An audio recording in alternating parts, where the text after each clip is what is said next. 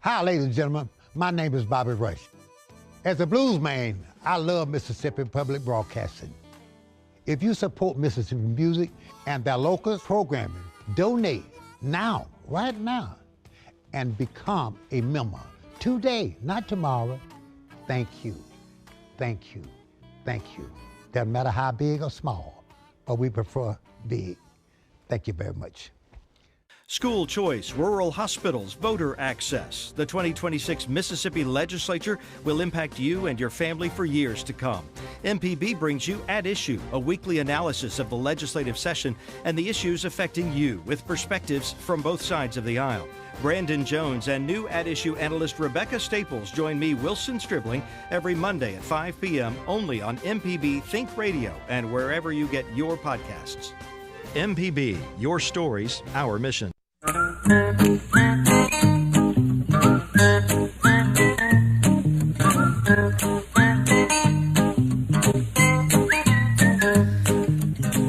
Okie dokie, folks, welcome back. Horticulturalist Felder Rushing, and we're going to be talking about gardening.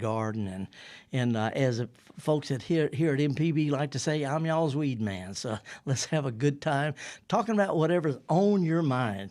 If you got some things about your vegetables or your lawn or flowers, or maybe you want to divide something or save some things or share some stuff, or maybe you heard something about Epsom salts you just don't quite believe, this is the place to come, because I'm not going to blow smoke. We're going to talk about what's gardening with a little horticulture backdrop to make sure that what we say is pretty accurate. And like I say, for the next couple hours, it's all about gardening. Got a lot of stuff going on. We'll be talking about that a little bit later. But it is a live program, so if you've got some things to talk about, it's toll-free, 1-877-MPB-RING. And right off the bat, Abram, how's that little peanut of yours? She's doing great, man. She was happy to be awake this morning. I was worried yesterday she had a little bit of a heat rash, so I was worried it was something more, but she was just warm. So it was all good. She was stoked and smiling and always in a good mood. Well, unless she's sick, but as an old hand dad, let me warn you, hug her while you can. When she turns 14, woo-wee, it's going to be great. You keep warning me about that specific age. And I'm 14 curious. with girls, 16 with boys. If you don't feel like kicking their butts, they're not normal. But when it comes to little girls just breaking out and crying for nothing, you know, I don't think I'm not being misogynistic here, but it can get kind of wild. So anyway, but everything's going okay. Java's, he's out today, not feeling great. So we're going to muddle through with our awesome producer here. Also got the folks back in the live stream producers. A guy, I've drawn a total blank. John C. Marissa and John C. are back there today. And who's the technic guy back there? What you mean? Oh, Dimitri. He's our tech guy. He likes to say he doesn't do anything with this, but he helps out a lot. He was crucial last week when we were a little bit behind on the stream. He helped us out a lot. Oh yeah. Well, he's one. You know, as I say, those young people with their tight skin and their attitude, and they know all these kind of online things that See, you were born in this group. You know, Abram. You know, you were raised with internet and computers and stuff. I wasn't. Yeah. I mean, when I was in high school, we didn't have handheld calculators. We did, but they were like the size of a backpack. So anyway, old school stuff. Don't want to get too much into that, but would like to mention some things that are going on. I had a great time, fantastic time in Winston County up at Louisville day before yesterday. It was Earth Day at the Winston County Library, and it was a SRO. I mean, it was packed with folks, and we just sort of whooped it up and talked about things. Two things I know about. This weekend, the Metro Master Gardeners are having a plant sale at Monell Gardens in Jackson, right off 220 on Clinton Boulevard. So a lot of fun. Matter of fact, maybe I shouldn't say this, but I stopped by to see what their plant sale was like yesterday, and there wasn't anybody there, so I stole a plant. You really did. I did. Look at this thing. I'm not surprised, but I feel like I should be. Well, I mean, I will pay them for it. It's got a tag. It's got a tag and it says $5. I'm thinking $5, but it's a type of canna lily with deep burgundy foliage. It's a burgundy foliage, sort of red looking, but it's a deep burgundy canna, and just if it never blooms, the foliage is just fantastic. I like to mix stuff up in my garden. If you have something that's spiky, put something around it. If you got something around it, put something frilly. But cannas are a real big, bold texture in the garden. So you have all these flowers. It's just a nice little. It's like putting a bird bath out in the middle of a flower bed. It just draws attention. Plus, it's got burgundy foliage. So anyway, we're going to talk a lot about that kind of stuff. It is live, and we're going to start it right off the bat by going down to Hazelhurst. See what's up with Larry. Good morning, Larry. How are you today? Well, I'm pretty good considering this is my allergy season. I'm 89 years old. I've been taking shots every week for allergies for about 30 years. And as soon as the yellow stuff starts falling, the worst of my allergy stops, because mine is pine pollen. Pine, and oak too. Why is the yellow stuff not falling yet? Oh, well, it has. I mean, 3 or 4 weeks ago, I've got a pickup truck that's painted John Deere green. It was golden. As a matter of fact, I took my finger and I wrote on the hood of my car, "Wash me." So it was yellow paint with a "Wash me" green in it. I guess it's been 2 or 3 weeks ago. I had a lot of pollen on my pick, at least in Jackson. Not here in Hazelhurst. I hadn't seen a bit. It could be, I don't understand. Well, because these wind pollinated things, whether it's pines or grasses or oaks and things like that, they have wind pollen. If you get a really good rain when the pollen's ready, it could wash all the pollen off. So you might have just had a really, really good rain just when the pollen's ready to release, and it just all got washed down. So you might have just looked up. I looked up. Okay. Thank you. And by the way, Larry, people think you and I are so cheerful all the time. It's the antihistamines. Yeah, right. Appreciate your call, man. Good luck. Thank you. All righty. Allergies. A lot of people blame flowers on their allergies. I'll give you a classic example, Abram. In the fall, I have terrible allergies. Well, I shouldn't say terrible. If you're an allergy, I have great allergies. The allergies say, watch what we do here. Hold my pollen and watch this when they see me coming. But people look around and they blame goldenrod, for example. And even the allergy advertisers show flowers. Mm-hmm. Well, the things that cause allergies are windblown, and typically the pretty stuff like goldenrod got real sticky pollen. It doesn't float around in the wind, won't blow up your nose. Usually it's something like ragweed that's bloomed at the same time. Anyway, we got a lot of stuff to talk about, but we're here to yak with folks who call in, and we got Joe from Natchez. Good morning, Joe. Howdy. Good morning. How are you? So far, so good. What's up? Good. I have never been able to get watermelons to grow but one time, and I'm not trying to grow in a field. I just want to put a couple of watermelons in the backyard, plants, and make them grow. But for some reason, they just never do much. Well, a couple of things. They grow better in a field because they just grow what we call every which way. They spread out. You can't, there are some compact varieties, but in general, they need a lot of elbow room, and they take up so much room but their roots are all in one spot. See, so when you plant them, if you put them a little bit kind of on a hill, not on flat dirt, if you kind of work it up and put a little bit of a mound, so it doesn't stay wet when we have rains. But the problem is, then you got to water it. So try this, Joe. When you make your hill, when you add a little compost to your dirt, make a pretty nice size hole, bushel basket size hole. Add a little stuff to it. And then when you plant your seeds, get you a milk jug or a plastic cola bottle or something like that. Punch some little holes in the bottom and bury it just 2 or 3 or 4 inches in the dirt right above where you plant it. And then every week or so, just fill it up with water and let it sort of soak in real slow, out of the holes in the bottom. In other words, give it a good, slow, deep soaking every week or so. And that makes watering a whole lot easier. And you put the water right where the roots are. And then when the vines start running everywhere, don't be dragging them around, trying to make them fit your yard. Put them in a place where they can run.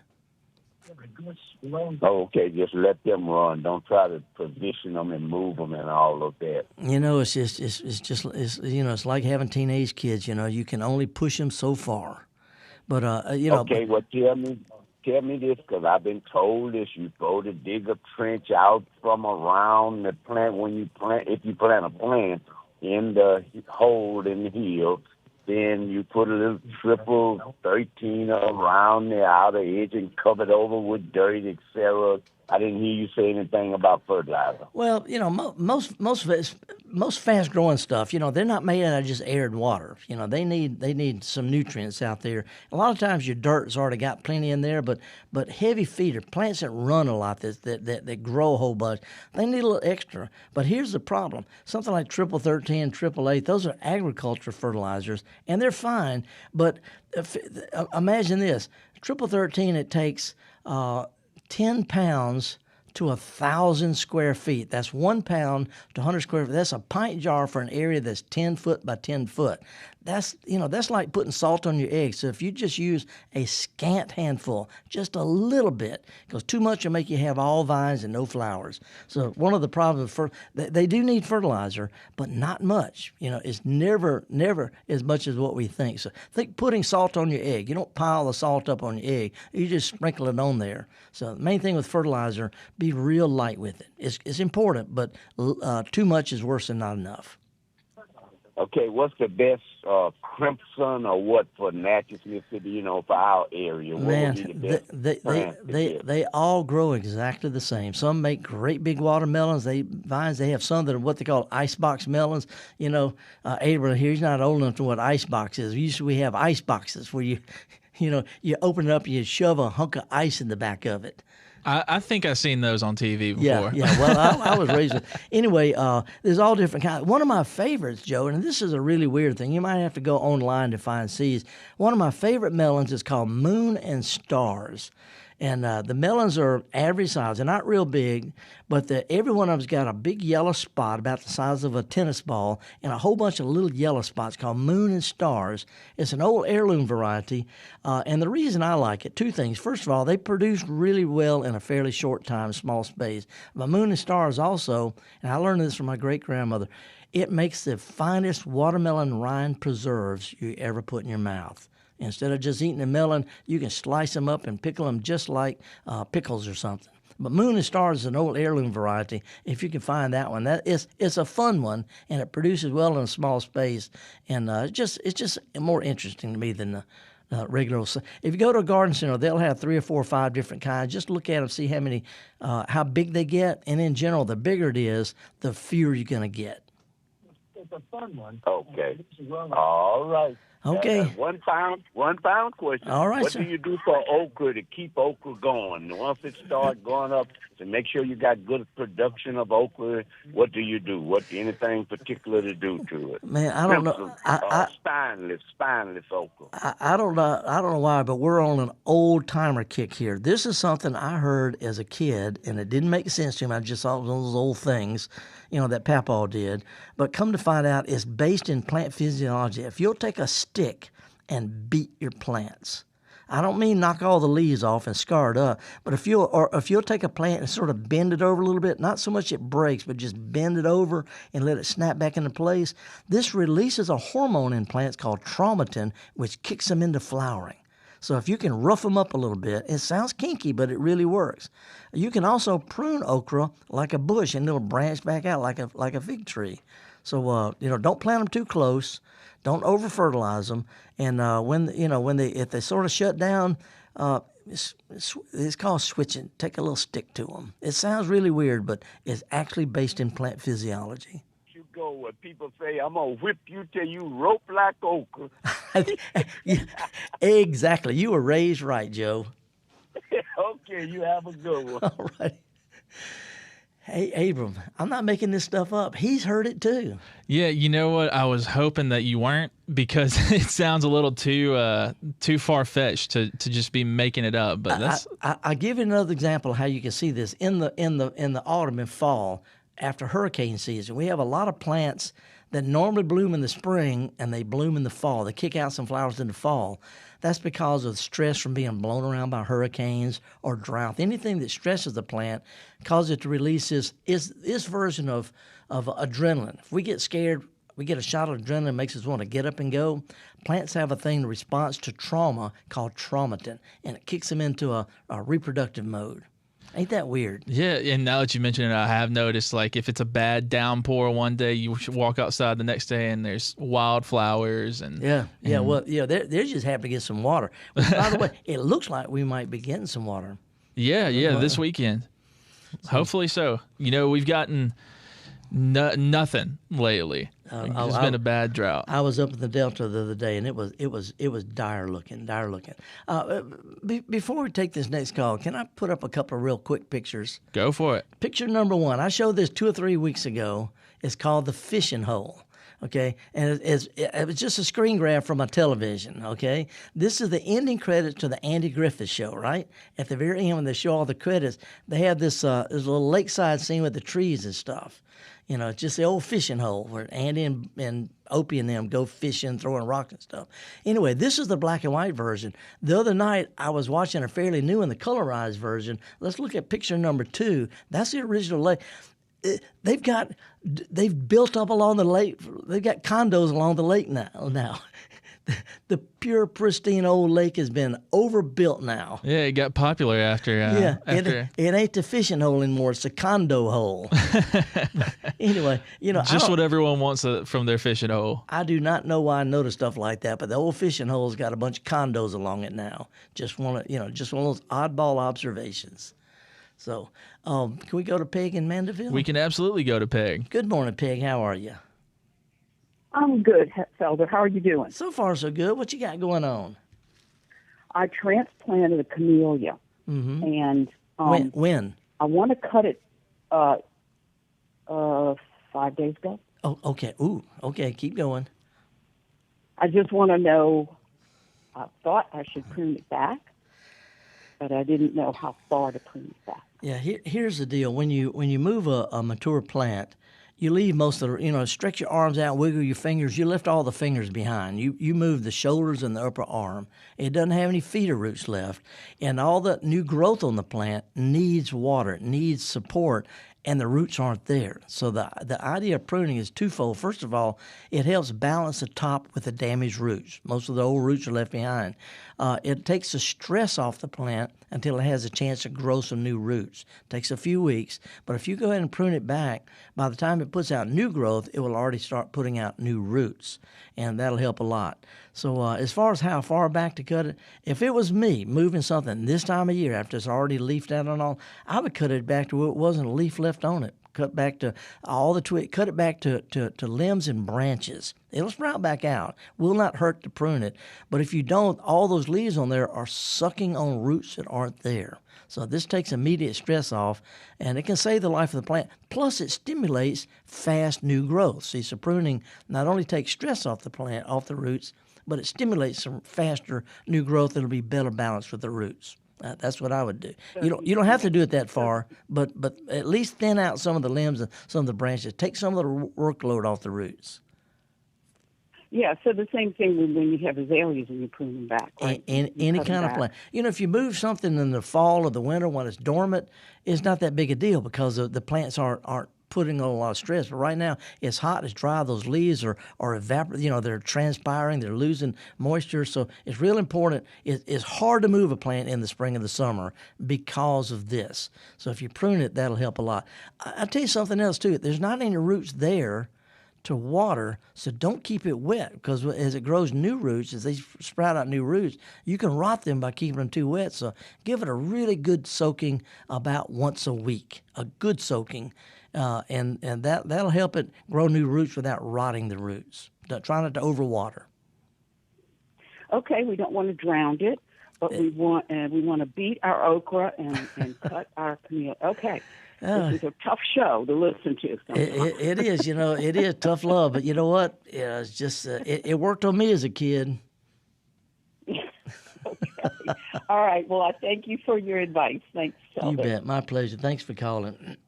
I brought a bunch of stuff into Abram to talk about. One is a handful of different kinds of leafy greens. Man, I've got different kind of colorful lettuces, round leaves, frilly looking leaves, all different kinds. Some are colorful. Got some kale with pretty stem.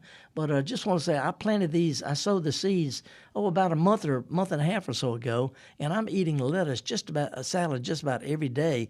And nice part about it, not only is it healthy and it's pretty, but also I know whether the people who picked it washed their hands or not. And well, did you? No. Okay. I didn't think so. But luckily I'm not a vegan because there's some aphids on here sometimes. But anyway, it's not too late to sow seeds of leafy greens like lettuces because they grow fast. But don't put it off because when it gets hot, the leaves of lettuces get kind of bitter. So if you want to sow one more sowing of lettuces, maybe in pots or something, that'll work really good. Yeah, and if you missed the pictures or the leafy greens that Felder's showing, we've got the live stream going now. Yeah, live stream. Yeah. Which mpbonline.org or YouTube. Yes, YouTube.com, and you can type in Mississippi Public Broadcasting. It'll have a red circle around the channel, and you just click that red circle, and it'll take you right to it. And you can see everything. Yep, and you can't listen to this. This is what it sounds like when an omnivore eats stuff out of his yard. They need to hire you for some Foley work around here on TV. I don't even know what you just said, but I'll go with it. Sound effects for movies and stuff. But. Okay, we're gonna take a little bit of a break. We got a fella on the line from up in northeast Mississippi. Got some other things to talk about. There is a plant sale at Monell Gardens Saturday, 8 till 12. Get there early. They used to have a lot of plants, but I stole one yesterday. So they have at least one less. No, they got a whole bunch of this. Matter of fact, if I had admitted, they would never notice it. Also, next Saturday on the 25th, this May the 2nd, I'm doing a special thing at the Max in Meridian. Special thing. It's gonna be a lot of fun. It's free. We got a whole bunch of events going on, but that's Saturday, May the 2nd, and I'll give some more details about that a little bit later. But meanwhile, thank you for joining us. I'm horticulturalist Felder Rushing, Abram, Nanny, and all the other folks at MPB. We're gonna take a real quick break. We're going to come back and talk with you about what's going on or not in your garden. Stick with us, folks. We'll be back. At the Mississippi Arts and Entertainment Experience in Meridian, we believe in the power of the arts, storytelling, and education, just like Mississippi Public Broadcasting. MPB connects communities across the state with quality programs that inform, inspire, and engage. Their audience is loyal and appreciative of businesses that support public broadcasting, which makes underwriting on MPB a smart investment. Join us in supporting MPB. Learn more at mpbfoundation.org. Hatred destroys the one who hates. The others that you hated, they go on about their business. Who care of us? So the legacy of Medgar Evers is an understanding of our own humanity and of our own responsibility of seeing that in other people. He is written out of history. He's just not included as Malcolm and Martin. To me, it's the 3 M's, and Medgar is right up there at the lead. Everlasting, Life and Legacy of Medgar Evers. Watch now on MPB Passport. Visit mpbonline.org for more. School choice, rural hospitals, voter access. The 2026 Mississippi Legislature will impact you and your family for years to come. MPB brings you At Issue, a weekly analysis of the legislative session and the issues affecting you with perspectives from both sides of the aisle. Brandon Jones and new At Issue analyst Rebecca Staples join me, Wilson Stribling, every Monday at 5 p.m. only on MPB Think Radio and wherever you get your podcasts. MPB, your stories, our mission.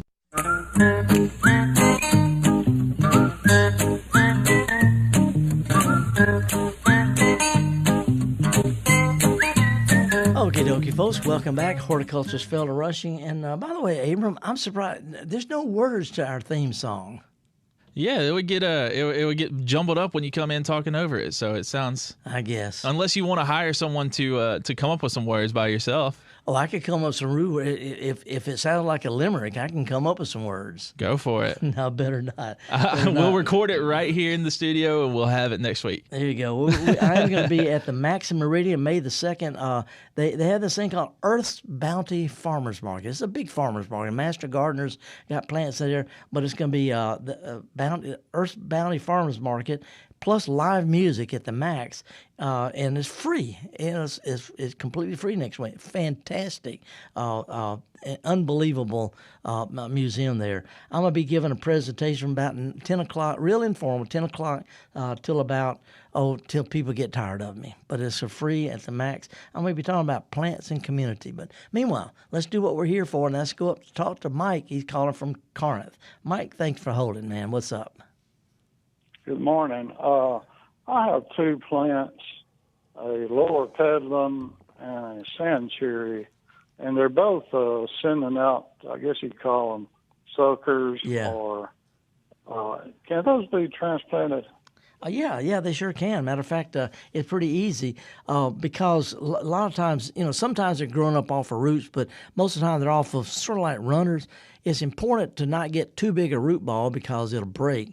But it's also important when you move it to snip them back. Just cut the tip of them out because they're putting on new growth at the very ends, and that new growth is hooked almost directly to the tips of roots that you'll be leaving behind. So if you'll snip them back to, if they're a foot tall, just take a couple of inches off. If they're 2 feet, take it back to a foot and a half. Cut it back a little bit, move it, water it in real good, or put them in pots till they get rooted. But it's perfectly good. That's how we get a lot of these plants. Yeah, the sand cherry was actually damaged pretty bad by an ice storm. It had, before the storm, it had 3 or 4 trunks. Yeah. And it's only got 1 trunk now, but it's doing real well. But I noticed it's sending out these little suckers. Yeah, that's what we call them. Yeah, go ahead. It's not the best time to do it, but if you cut them back a little bit and don't keep them too wet, it'll work pretty good.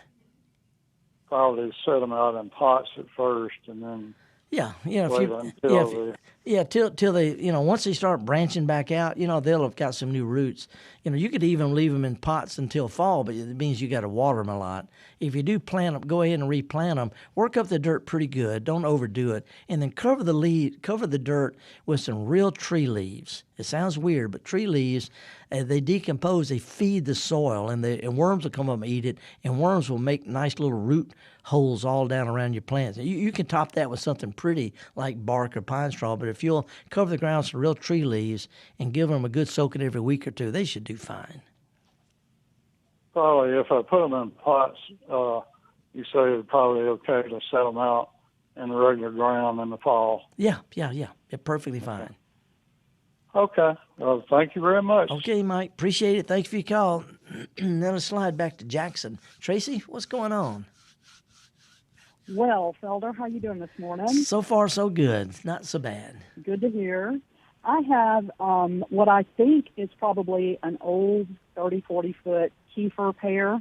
I think some people call it the old-timey pear, but it's got, I'm pretty sure, fire blight. And Extension Service has been out and taken a sample.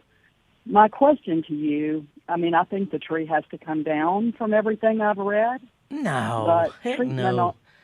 Well, do tell then. Okay, first of all, I'm retired extension. I was an extension horticulturist for my whole career. But I was raising fruit. I've been working with commercial homegrown fruit and fire blight on apples and pears, the related plants. Real common. It's spread by bees from wild pears to our pears, and it's a bacteria. So regular fungicide sprays do not work. It's a bacteria. And it enters the plants through the flowers. The bees spread it to flowers, and it burns back those twigs.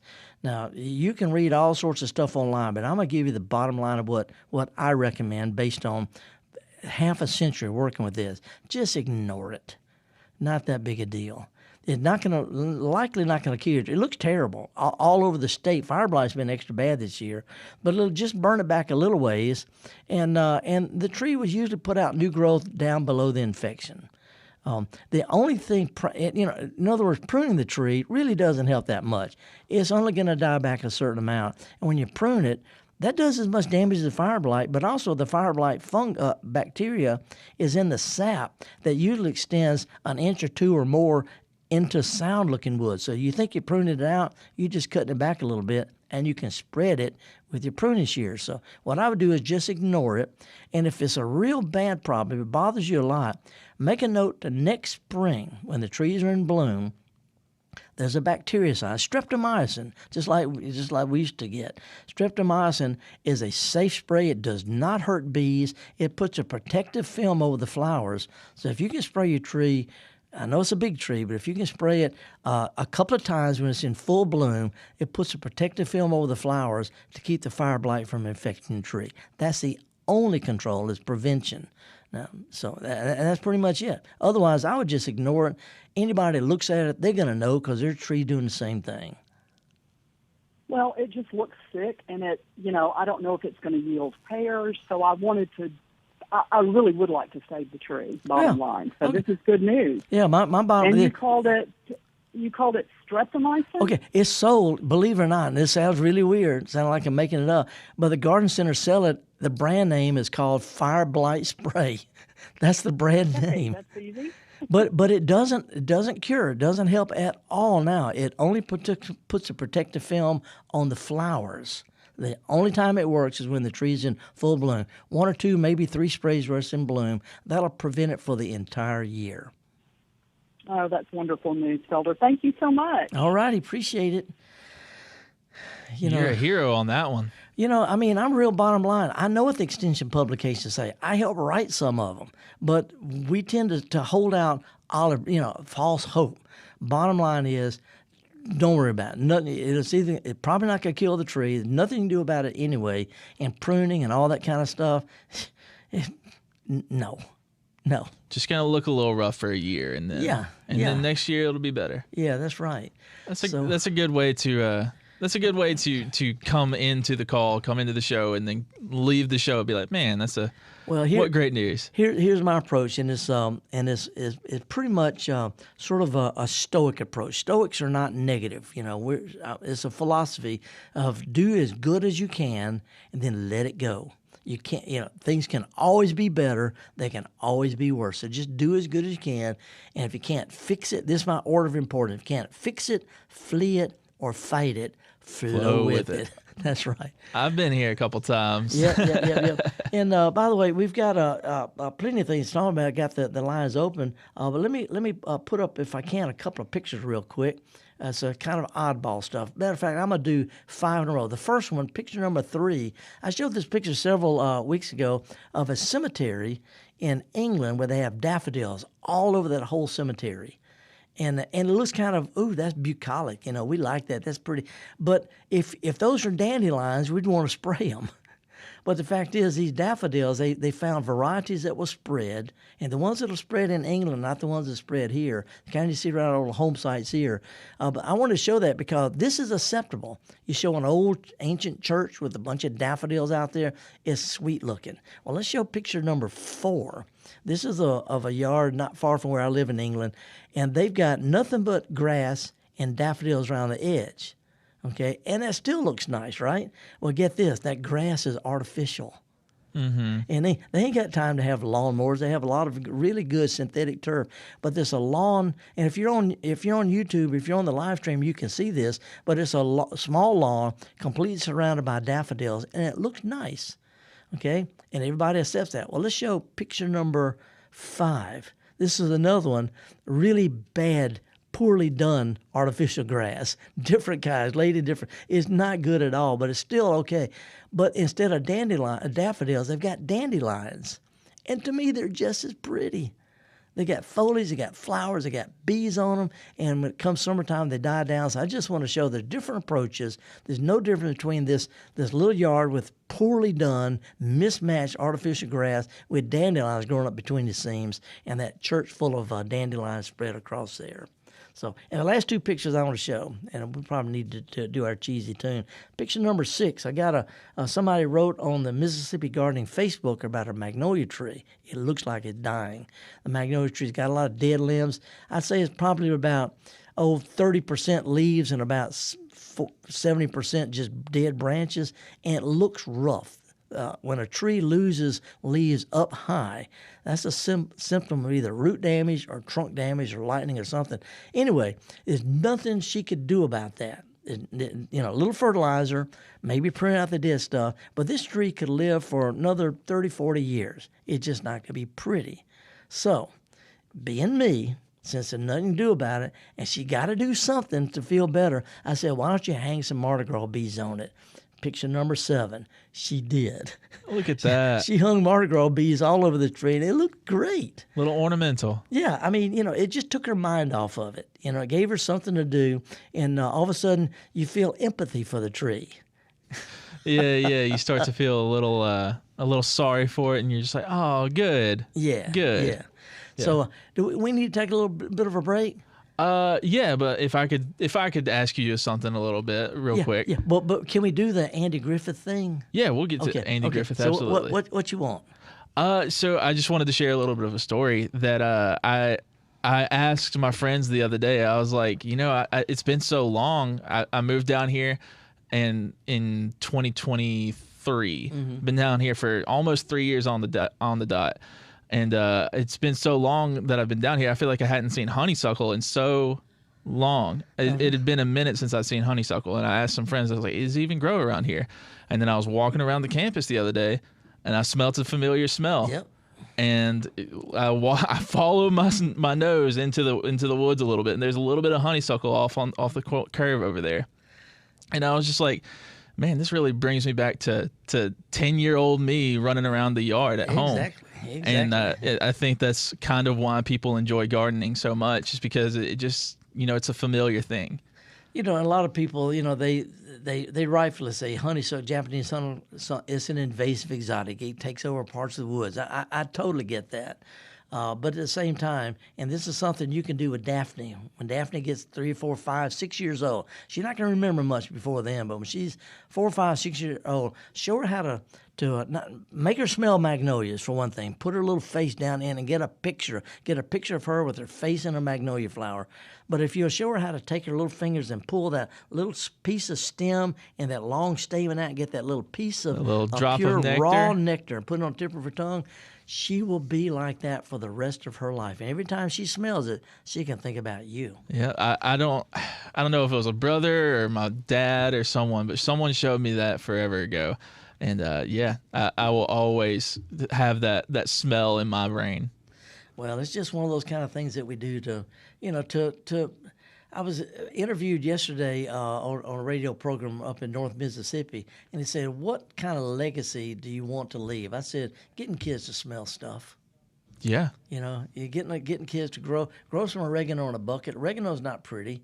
But when it comes time to make spaghetti or pizza or something, you get them out there and get them to snip a little bit of that. They have ownership in their food, and they'll learn about tomatoes and the heartache of trying to grow stuff that's difficult to grow later. But she can always grow some oregano, and every time she smells a pizza, she can think about Daddy. I'm just saying. That's such a sweet sentiment already, and I was thinking about it, and I was like, If I can grow something, I think it's going to have to be something like that. Oregano, basil, rosemary, those are easy to grow in a pot. Real easy to grow. Matter of fact, we're going to talk in the next hour.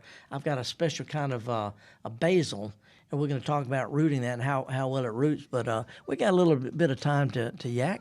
We got some lines open, folks. If you want to give us a call, it's toll free. 1-877-MPB-RING. If you want me to get horticultural, I can make your eyes bleed with scientific detail. So it's not just old-fashioned Felder and his whipping his okra type of stuff. If you've got some technical stuff about horticulture, bring it on. That's what I do. But we're going to try to keep it, we're taking it to the streets, not preaching to the choir today. If you got some things you want to yak about, give us a call. And because of this Andy Griffith thing I was watching, I thought of the Andy Griffith theme song, which sounds a lot like Gestalt Gardener's theme song, but it actually has words to that song, and we got Andy Griffith himself singing it. We're going to do that during the break, and we look forward to joining us all back together right after this.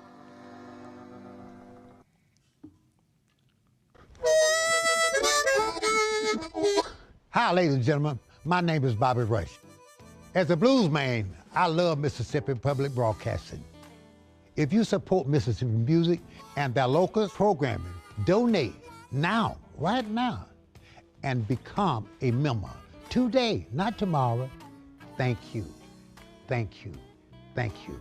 Doesn't matter how big or small, but we prefer big. Thank you very much.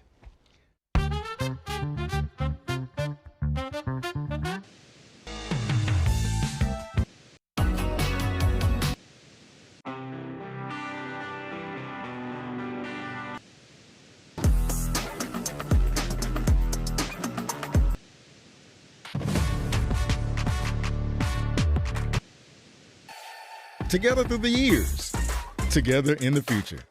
MPB, your stories, our mission. Mississippi is a place of deep roots where every story matters and every voice can be heard. At MPB, we stand with our local communities, bringing you the voices of those who shape our state through local programming that reflects our culture across small towns to big cities, from the Delta to the coast. We tell the stories that define us, from the music that carries our voices to the leaders who inspire change. MPB brings you the heart of Mississippi, celebrating Mississippi one story at a time. MPB, your stories, our mission. The Measuring Show. Since 1970, MPB has been enriching the lives of Mississippians. Everything we do gives us the chance to grow and learn. With your support, we are always there whenever and wherever you need us. Together through the years, together in the future. Please consider making a donation at mpbfoundation.org. MPB, your stories, our mission.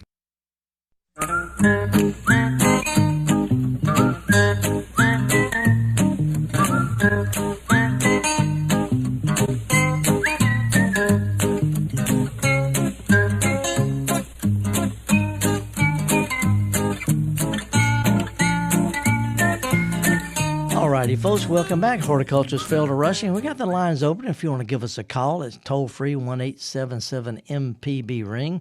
If you're not on live stream, you can check it out anytime, 24/7.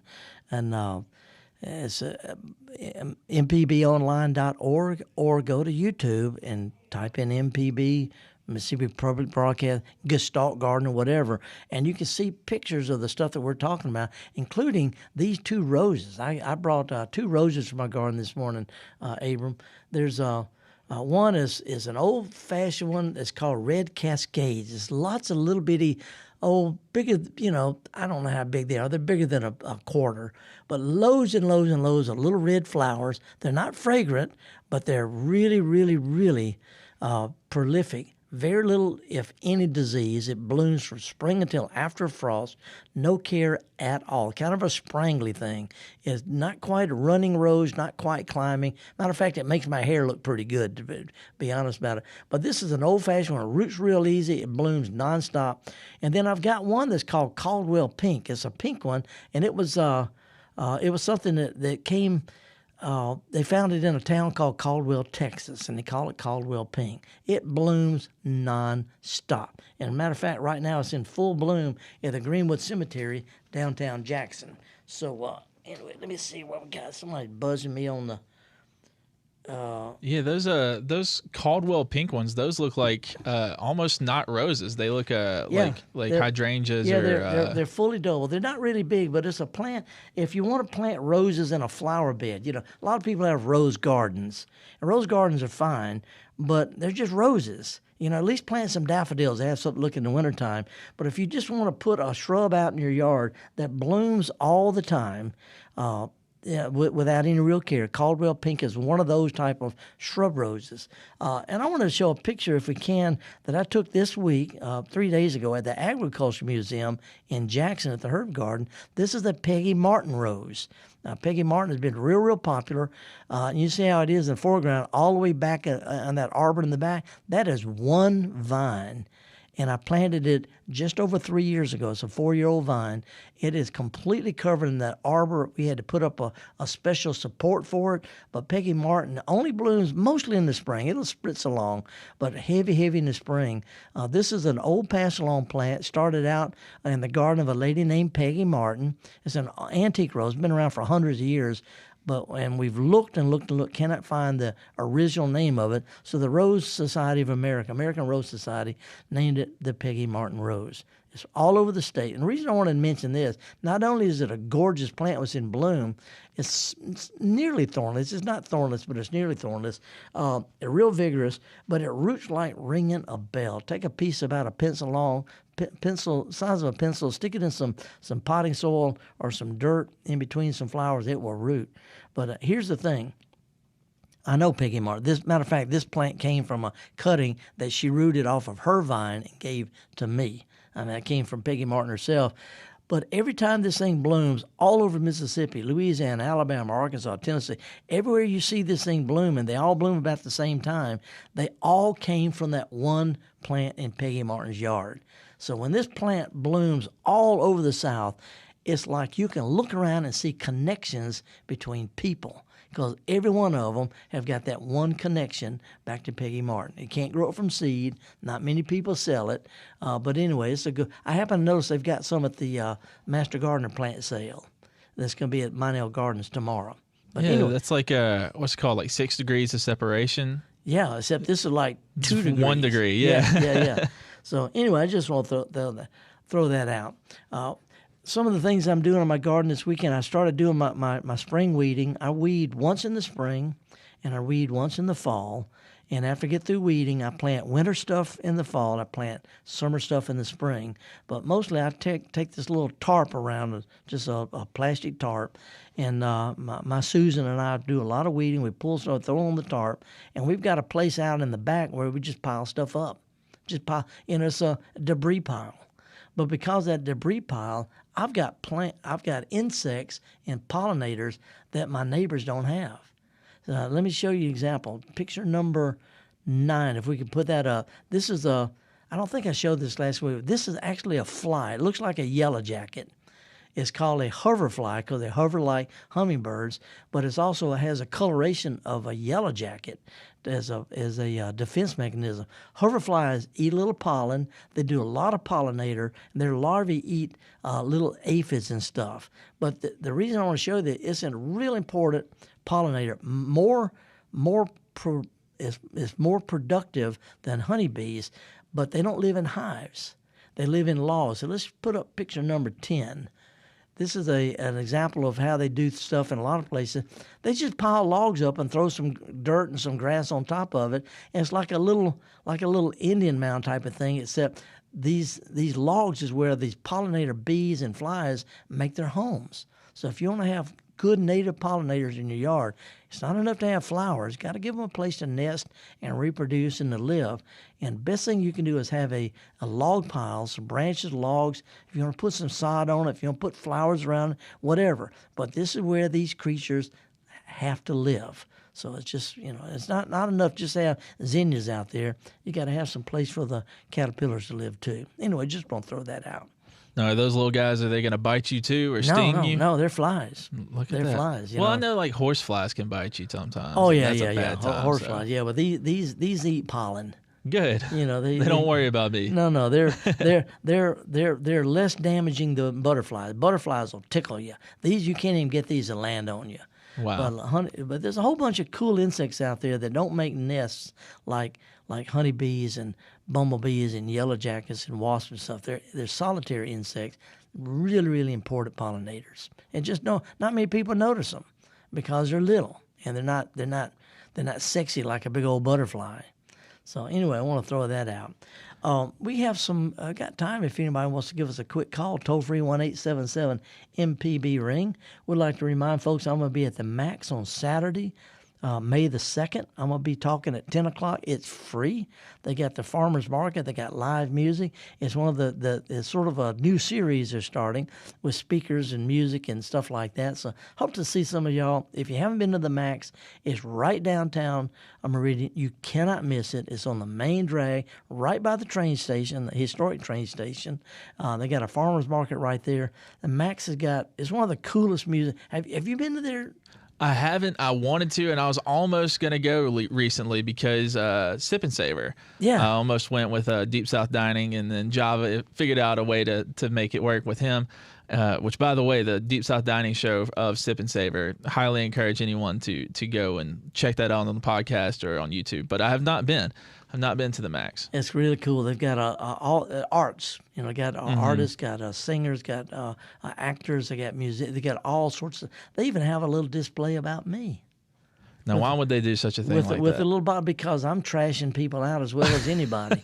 You know, you put me right, but it got a little miniature bottle tree and all that stuff too. But the main thing is, it's just a good opportunity to get out, take kids to something, see music, meet people at a farmer's market where they actually make the honey. They make the honey themselves, or they grow the vegetables themselves, or in case of master gardeners, they grow the plants themselves. So anyway, let's see if we can talk to Lewis, who's calling from Olive Branch. Lewis, thank you for calling. What's up?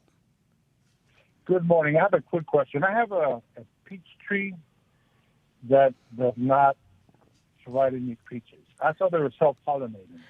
Most peaches are not. There are some old varieties. There's one called the cling peach, little small hard peaches that used to pickle. But most peaches need 2 or more different varieties for cross-pollination. It's just one of those things. You know what kind it is? You know what the name of it is? Which one you got? No. I bought it about 3 years ago, and I've been waiting for it to provide any peaches. But let me ask you another question about pears. Mm-hmm. Can I ask you that? Sure. I have 2 pear trees, and it seems like they're learning how to make the pear because each year it gets better and better and more pear form. Is that correct? Yeah, young plants, even though they're growing from cuttings with mature wood, until they get established, they really can't hold the flower, they can't hold the fruit. And so once they start getting some size on them, I'll tell you one way you can help that too. This sounds really weird, but if you'll thin out some of the branches, thin out some of the limbs, so you only have a few really strong, well-spaced limbs. Don't leave any stubs. Cut them off flush where they're growing, and then thin some of the branches out. The branches are growing inward, and only leave stuff that's growing upward and outward. Thin it real good. The energy that would have gone to what you cut off will go into what's left, and are more likely to have a better, heavier fruit crop. Commercial fruit growers, if they didn't, they spend more money and effort and time pruning than anything else, and they wouldn't do it if they didn't feel like there's a good reason for it. So anyway, thin out the clutter, the stuff that's growing inward, sort of thin it out a little bit, and you'll have a whole lot better fruit. All right. Yeah, Felder, we got to get into the second hour in a second.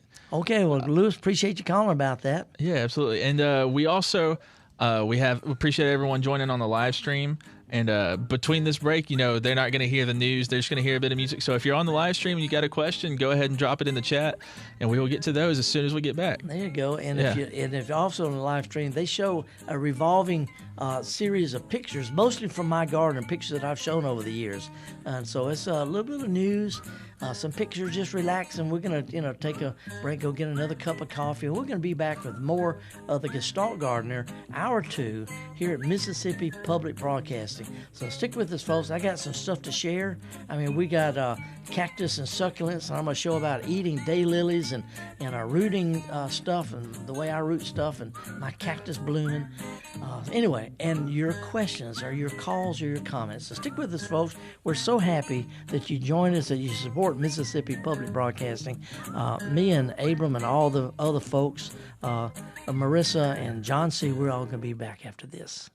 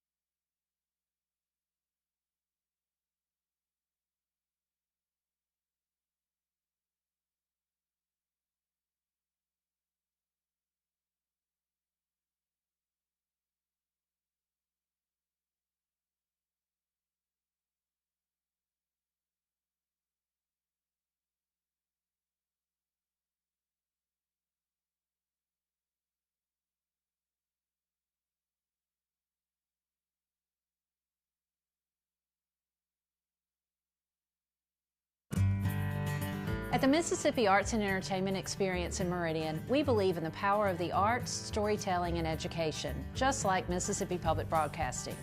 MPB connects communities across the state with quality programs that inform, inspire, and engage.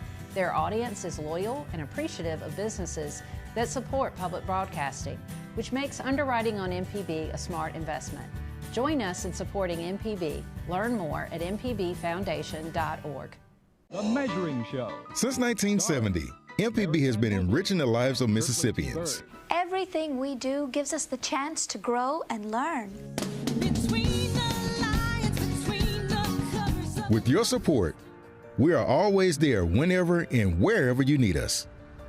Together through the years, together in the future. Please consider making a donation at mpbfoundation.org. MPB, your stories, our mission.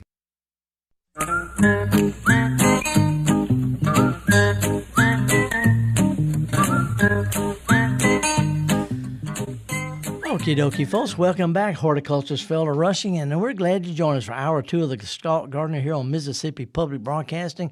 You want to throw out some information about our live stream thing, Abram? Yeah. You can find our live stream on YouTube by searching for Mississippi Public Broadcasting or the Gestalt Gardener. That'll pull up probably right away. And you can like also a go bad gas. It's like a bad gas wrapping around on the internet. Yeah. And then you can also go to mpbonline.org and then click the YouTube banner at the top right of the page, I believe is where it is. So MPB, they got a YouTube banner on MPB Online? Correct. Good. See, I can't navigate stuff, so it's good to have banners, things to click on. Yeah. If you, let me do that in just a second. I'll see how many clicks it takes. Okay, do that. Yeah. But until then, we've got a few people on the live stream that want to say good morning to. Good morning to Margie, Sammy, Dean, Pamela, Alan, Amanda, and Sammy. Sammy again has a question. And also good afternoons from Sean the Gardener in England. Okay, Sean the Gardener in England. He's down down south of England. I live up in the north part. From Cornwall, England is what he says. Yeah, that's where the you hear pirate accent. Arr. Yeah, that's a Cornwall accent. Okay, it sounds like just a made up fantasy. It's not. It's not. When you get into a pub. Speaking of pubs, we got one of my buddies online. His name is Rusty. Rusty, you with us? I am. Rusty Willer. Every week I do this thing called Pub Talk because, we get there and we do chin wagging. We just talk about all sorts of stuff. And a lot of people don't really believe that that's what we do. We do. Well, the other day you came, you showed me a picture of your yard. I said I could not believe it. Matter of fact, while we're talking, we're going to put a picture that you sent me, picture number 21. This is of Rusty Willer's garden. Now, Rusty, did you plant all these daylilies in your yard or what? No, they were planted when I bought the house, and I've been utterly amazed at how many they actually planted. That area covers probably a quarter acre. And it's all daylilies, just mostly orange daylilies. Well, they come up, they bloom 3 different times. In the early spring, the colored ones come up, and then they die off. And then toward the end of the summer, the yellow ones all come up, and then they just take over that area, and they're there until the fall. Well, it's absolutely gorgeous. And what's really weird, Rusty, is because a lot of daylily people, they like to have a whole bunch of different kinds of daylily. This looks like, as far as you can see, there's a little lawn. You've got the lawn is mowed and edged and all like that, but it's just a sea of daffodils. What really caught my attention is this bird bath that's in the middle of it. It makes it garden-esque. Was that there when you moved to? Yeah, I took it, instead of using it as a bird bath, I put soil in it and put flowers in it every summer. Okay, so it just sort of adds to the color. Now, you're out from Brandon, or you're in or near Brandon, right? Yes, I'm in Brandon. I want to come see that. But anyway, so tell me more about the yard. You moved in. It looks like, I don't know how to say this because it sounds politically incorrect, but an older woman lived there. And I'm not saying that to be misogynistic, because that's not an age or gender thing. It's a style. I think the guy's wife, the people that lived there, really, I think he did it for her. And it had a really good weed barrier down when I first moved in, and so the weeds weren't a problem for the first few years. And then they started to come in and try to take over. Yeah. And I took some of your advice. I actually talked to you about trying to battle the weeds. And what you told me was that at the end of the year, when everything has died down, actually cut it all the way to the ground. Mm-hmm. And that way I'd sort of get a head start on the weeds. And this is the second year that I've done that. And it helps. I mean, don't get me wrong. It's not like the weeds don't catch up. Yeah. They're growing while I'm sleeping. Well, it's just a gorgeous... Go ahead. What I was telling you the other night was how smart these weeds are. Because I'll go out, I have the Roundup with a little cone on it, so that as they come up, I can spray the weeds instead of, spraying everywhere and killing the daylilies. Right. And the first round that I did killed them, and then when I went back out for the second round, they had the vine that runs before it sprouts up into leaves had moved over like 2 feet before it came back up. It's trying to get away from me. Well, you work directly with the legal system. That's the way it works. That's the truth. Well, anyway, it looks great. And so do you do much with all these daylilies? You don't spray. You just enjoy them, right?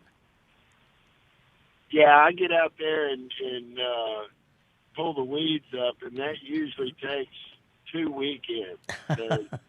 Well, I will fill up 2 33-gallon trash cans full of weeds when I go out there. It is work, but it's sort of therapeutic too. Well, listen, have you ever eaten any daylilies?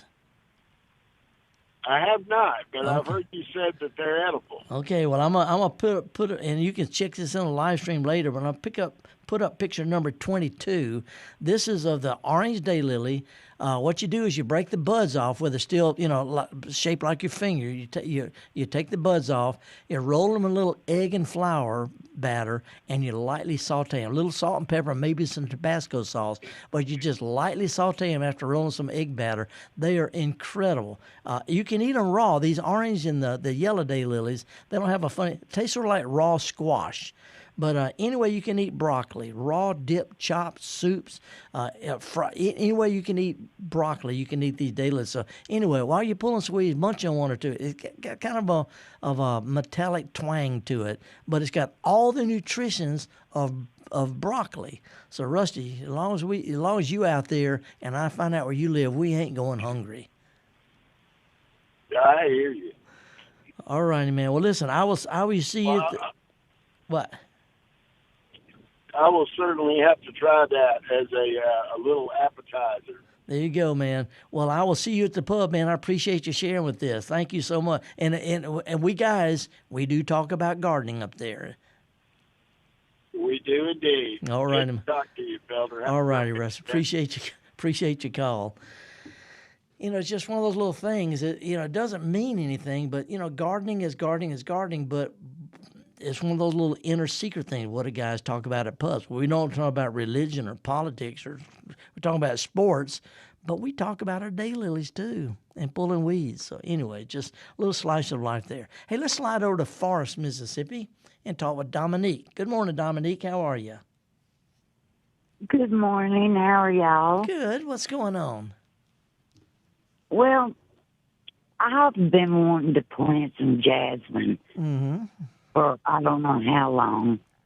And I'm not sure how to plant it properly. If I just put it in the ground and water it, or is it going to vine out? I'd like to put it outside my bedroom window so I could smell it in the morning. Now, you're talking about the vine. Some people call it star jasmine or Confederate jasmine. It's climbing vine. That's the one you're talking about, or some other kind of jasmine? Yes, sir. Yes, sir. I guess that is the kind I'm talking about. Yeah. I'd like to, so it would spread. Yeah, well, there's two. Now, what we call star jasmine or Confederate jasmine is really close related to what they call Asiatic jasmine, which is used as a ground cover. It doesn't have much of a flower. So the one you want is called either Confederate or star jasmine, and they call it Confederate because it's not the real thing.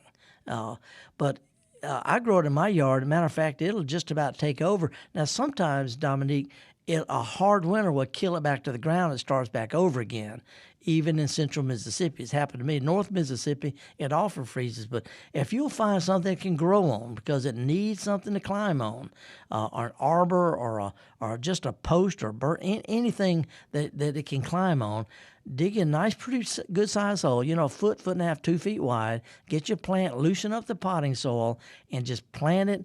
Cover it up with some, the ground up with some mulch, some bark or leaves or something, and just give it a good soaking every week or so. It'll get established and grow real quick. It's a vigorous vine. It does need something to climb on, though. And it smells good. Ooh, my whole yard. It's one of the longest blooming fragrant vines in the spring. Mine started blooming, I'm going to say about a month or so ago. It's full bloom right now. It just, the whole neighborhood smells with it. Abram was talking about honeysuckle earlier. Honeysuckle is great, but this stuff will just about run you out. It's so fragrant. But it does. But again, it's a vigorous vine. It needs something big to climb on. You could even put it near a tree and grow up the tree and hang off the branches and still smell. But it needs something to climb on. Oh, wow. But I didn't know that. But when you're looking for it, be sure it's either Confederate or star jasmine. There's some real jasmines that won't survive outside in central Mississippi.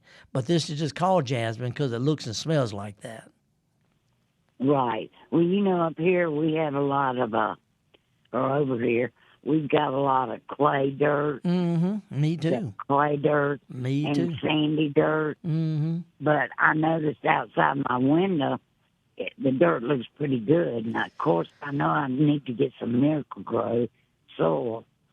Or something like that. Not much. The trick is, and I've been digging holes for my whole life. I was raised by a horticulturist. When I was 10 years old, my great-grandmother called me Little Professor. I've been digging holes all my life. And if it was an easier way to do it, I would do it. But I always dig a hole that's at least a foot and a half or 2 feet wide. A little bit bigger is better, but if dig it shovel deep and extra wide, and just add a little stuff to your native dirt. Don't overdo it. Don't just throw your dirt away and fill it up with other stuff. It's sort of like, I say this all the time, it's like crumbling 1 or 2 handful of crackers into a bowl of chili. And, 1 or 2 handful of crackers is enough for a bowl. Same thing with the adding stuff, Miracle Grow, Black Cow, Manure Comp, anything like that. Just add it to your native dirt, sort of loosen it up. And that's all it takes. Don't overdo it. Okay, and can I find this? I've looked at Walmart, in lawn and garden, and I haven't seemed to find any, or either it's all sold out. Well, it's like going fishing. You can go to different kind of fishing holes, and sometimes they're biting, and sometimes they're not. But next time you're over close to Jackson, some of the bigger garden centers, they carry a lot more variety. And that's important. You might even call ahead, but the thing is, you want to ask for either star jasmine or Confederate jasmine, and most of them sell it. And if you can't, it roots like ringing a bell. If you can find somebody that's got some, just take some cuttings that are about size of a pencil and stick them in some potting soil and water them. They'll root. They root real quick. I rooted a whole bunch of mine. Oh, cool. Okay, then. Well, I appreciate that, and I'm fixing to start Googling.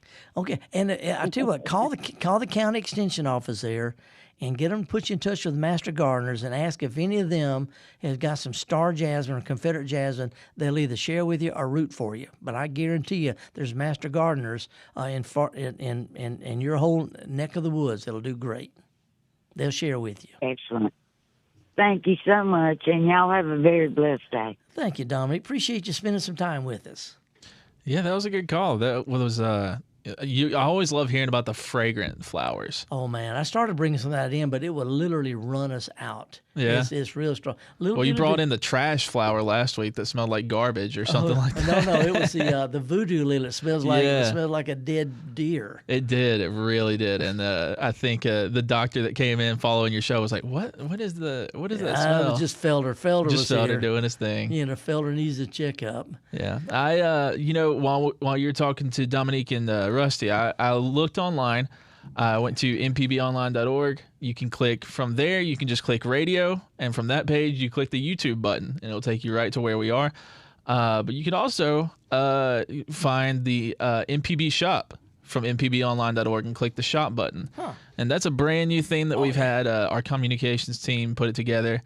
And we got a lot of great stuff and a lot you things as well. You got T-shirts. Did you have what's Felder's our weed man? Yeah, Felder's my weed man. Okay, those you're supposed to get that will. And there's one that just has the Muppet on the back. The Muppet of Felder. Felder. Yeah. Says "Lucky to be a neighbor." Marissa's wearing it right now. She was showing it off a second ago. It's very nice. So if anyone's interested, you can go there. And wait, is it one click, right? You go to MPB Online, it got something that says... It just says shop at the very top of the page. Okay, so it's not shop as in verb, it's a shop. This is the shop. Yes. I got you. But Correct. You can shop if you go there. Absolutely. Well, we've got some lines open. It's toll-free 1-877-MPB ring. And while we're going into this break, if you'll put up picture number 11, my prickly pear came into bloom. Prickly pear cactus, little round pads. Some got thorns, a lot of thorns. Some don't have any thorns. But mine started blooming, and that is the most gorgeous flower. It's bigger than a teacup on a tiny little pad, not any bigger than my gnome. But prickly pear cacti are hardy shrubs. They, of course, don't need any water. And they bloom, and they'll make little pears, they're called tunas, that as long as you can handle them with a piece of newspaper so you don't get the prickles in them, they taste just like little plums. Anyway, edimental stuff that's pretty to look at. When you're tired of looking at it, you can eat it. We'll be back more of the Gestalt Gardener here on MPB right after this.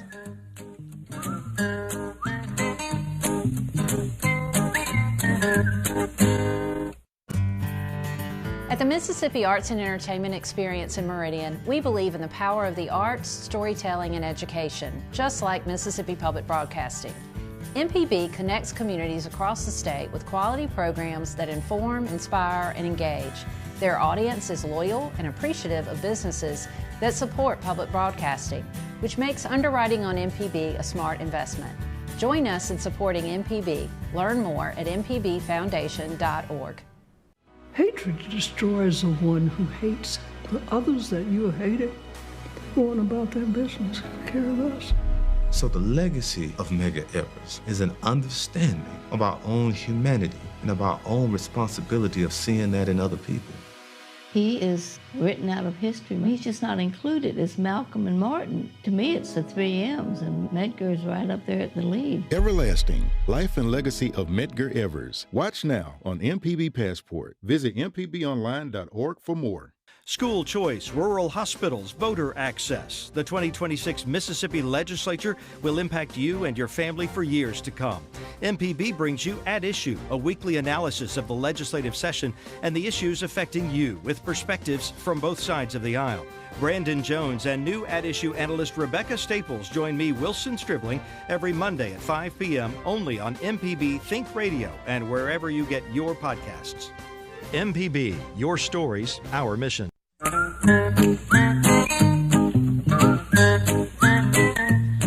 Alrighty, folks, welcome back. Horticulturalist Felder Rushing, and we got some live stream, folks. But before we do that, let's go to Columbus and see what Jessica's up to. Jesse, how are you today? I'm well, Felder. Thank you so much. Sure, what's up? I have a question about my amaryllis. Mm-hmm. And I have amaryllis in my front yard. They're just about finished blooming now. Are they the ribbons or got all different kinds? No, they're white. Okay. White, and then there's a striped color that's kind of pink and white with a pink stripe kind of down. Oh, there's the big plants, right? Yeah, they're the big ones. Okay, I got you. Now, I do have some of the all red ones The little smaller red ones. Too. Right. They're already finished blooming. They outside. should be just about through blooming by now. Yeah, they're finished. Okay. What I wanted to know is, I've had them for years. Mm-hmm. I mean, like, lots of years. And I wanted to know, is there anything that I should do extra to them? Because all I'm doing is covering them with a little bit of mulch in the wintertime when it gets really, really cold. But other than that, I don't do very much to them at all. Well, and I wanted to know, they're getting so old, I wanted to be sure that if I needed to do something else, I could. Well, from a horticulture point of view, there's not. It's good to fertilize bulbs every now and then. When I say every now and then, every 3 or 4 or 5 or 6 years, just throw a little fertilizer around them. Just get you a bag of bulb food, not just bone meal, but just some bulb food. And every few years, just scatter some, right up close, because they don't have roots very far out from those bulbs. Just throw it up under there, and that'll help them a lot. But if one of the things, and this is it's almost like a mandate that we have. You didn't buy those. You got those from somebody, I bet, didn't you? No, actually, my husband bought them years ago. Okay. Well, see, usually we see those as pass along plants. Well, the thing, if you got some neighbors who don't have any, when they get through blooming, or maybe in the fall or the winter, if you'll dig them up, pull them apart, stick some back in the hole, and then spread some around. And you could even, and this, maybe I shouldn't say this, but it's just the way I am. I've been known to go around at night and stick some in people's here and there where I just think they need some bulbs. But if you'll dig them and divide them, this is one of the only times you can divide something and multiply it at the same time. You dig them up, pull them apart, put some back in the hole. They'll grow a little bit better. They grow faster, and then you'll have some to spread around the neighborhood. At church or at the library or some place like that, and that way everybody will have some. Well, the little red ones are all over the church. Okay. So, they spread much faster than the bigger, taller ones. Now the bigger, tall ones, they're just starting to bloom now, right? Yeah, they're just about finished. I've still got 3 or 4 plants that are still blooming. Are these the ones that we call milk and wine lily? They get up, almost a thigh high, and they got big old trumpets that are white with the pink stripes on them? Yeah. Yeah, those are called crinum, Crinum. Amaryllis bloom a little bit early, and they're smaller. They have the trumpets, but the crinum lily is a little bit later, and they're tough. If you want to dig those things up, Jesse, you better bring your lunch, because they're deep and they're big. They're going to surprise you. But as far as we know, none of those have ever died. So you don't have to do anything to them, but if you do want to dig them up, you're going to need to take your time, because they're big and they're deep. The ribbons aren't so bad, but those stripy kind, they can be pretty big bulbs. Yeah, they're really, I can see where some of the bulbs, you can see the top of the bulb, and they're sticking up. They're sticking up above the ground a little bit now. Well, if you want to give them just they're huge. Oh yeah, big as my head sometimes. If you want to give them just a little bit of fertilizer, not much, just a scant handful, and that'll help them a lot. And then if you want to dig and divide them, it'll be a lot easier this fall when it's a little bit cooler and the ground is wet. But I wouldn't divide them if they're in full bloom. Well, other than that, a little fertilizer for a few years and dig them, share them with other people. I think that's the important thing. Yeah. Now, I have one other question. Okay. I have a pawpaw tree in my backyard. Do I need to do anything to it? Because I kind of like stuff that I don't have to do anything. Yeah, I was raised a pawpaw tree up at the Delta. My great-grandmother had one, and most of the time pawpaws will do better if you have 2 or 3 different ones out there. They'll cross-pollinate. But other than that, it's just it's just a pretty tree. I love it when it blooms. Those flowers are sort of maroon colored. And you're close enough to Mississippi State where maroon is a good color to have. But other than that, there's not much you can do. Sometimes they'll have pawpaws, sometimes they won't. But it's just a good old middle, not a huge tree, but it's a good-sized little shade tree. That's pretty much it. Okay, and thank you very much. Jesse, we appreciate it. Look forward to you sharing some of those around town. And you don't have to do it when people know about it. You can just stick them out there at night when nobody's looking. It's called guerrilla gardening, just doing stuff and nobody notices. I'm bad about that. Okay. Appreciate okay. it. Just Thank you so much. You bet. I was talking about the crinum lilies. I'll have a picture of that probably next week. Mine are just starting to bloom. My amaryllis bloom early. The daffodils bloom. Then my old hardy gladiolus, my red amaryllis, my crinum lilies are just starting to bloom. Hey, let's go. Let's talk to Carolyn. Carolyn's calling from on the road. Good morning, Carolyn. How are you? Good morning, Felder. Thank you for taking my call. Sure. I'm from Jackson, and I live in Jackson in a home that was owned by an older lady who took every pass-along plant that she ever had, obviously. And speaking of bulbs, I'm actually trying to kill some bulbs. I know you don't want to hear that, but... No, you got to do what you got to do. Thin them out, really. I think it's called Procosmia. Oh, boy. It's a very, I know, boy. it's an invasive, and it's everywhere, and every year I thin them, and I don't want to get rid of them completely because my little hummingbirds love them, but oh my gosh, it seems like the more I dig them and thin them, the bigger they are next year. So it's not the bigger, but the thicker. Yeah, Crocosmia, and the old-fashioned name for you got the kind that got orange flowers, right? Orange, they're orange. The old-fashioned name for that is Montbretia. But anyway, it's Crocosmia. It is one of the most aggressive you can have. And you can pull up all you want, and just enough will come back to bloom. But, I mean, we got some of the corner of the herb garden, the Ag Museum, and, I mean, I pull it up all the time, and there's still plenty left over. But it's a tough one to get rid of. As a matter of fact, it's considered an invasive weed in England. It's all over the place. I mean, I tend to agree. So, I mean, I tried putting Roundup on half of it. No, just pull it up, and if you do that, you can eventually get rid of them by pulling and pulling and pulling. But what I do is I just go in and I just have, it's like a fit. I just have a fit and start pulling them up, and no matter how much I pull, there's just enough left. Right. Garbage cans full of them. I put them on the road. People sometimes take them. Sometimes I just send them to the landfill. I'm sorry, but... If you put them by the road, put a sign out there saying, be careful, this one will get away from you. Speaking of guerrilla gardening, if you've got somebody you really hate... Oh, no. Even I won't put Crocosmia all over the place. Well, that's a good thing. It's your worst enemy. You wouldn't... Yeah. No. Well, all right. Well, I've tried everything else. Now I just have to keep digging. Yeah, you can peter them out. The tiniest little ones will come. If you want to get rid of them in an area, pull as much as you can, and then when it comes back up, pull those before they get established, and then do it every time. It gets easier, but you got to stay on top of it to pull them before they have a chance to put out new little runners. Okay. You just got to stay on top of it. Sad, but I appreciate the info from the expert. It's just like hair on my face. You can do all you want. It's going to keep coming back.